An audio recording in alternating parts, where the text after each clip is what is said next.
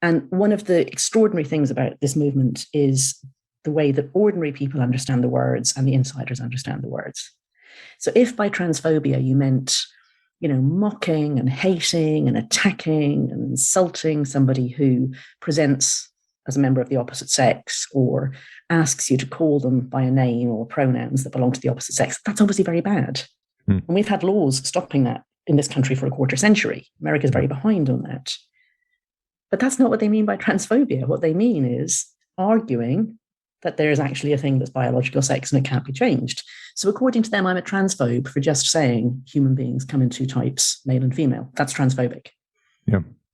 So in this anti-bullying education, you're telling kids all sorts of flat lies, that it's possible to change sex, that sex is very hard to determine, that sex is a spectrum, that, sex is really irrelevant compared to if someone tells you about themselves. And by the way, that's a massive safeguarding risk.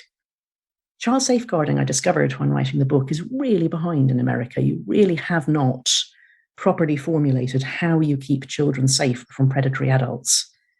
And most adults aren't predators, but my God, they're very good at finding weaknesses and coming in. So we've had a series of, awful scandals here, as have you, but you seem not to have learned from them in the Catholic Church and elsewhere. Here we've had the Catholic Church, we've had Boy Scouts, we've had this guy, Jimmy Savile, who was a children's entertainer who turned out to be a very prolific, vicious paedophile. And it really revolutionized child safeguarding. Also what happened in boarding schools, I should say.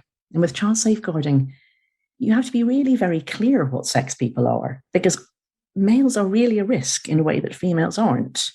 You don't put children over 10 who are opposite sex together in rooms. You don't make it a situation where children can't bring their worries or their objections.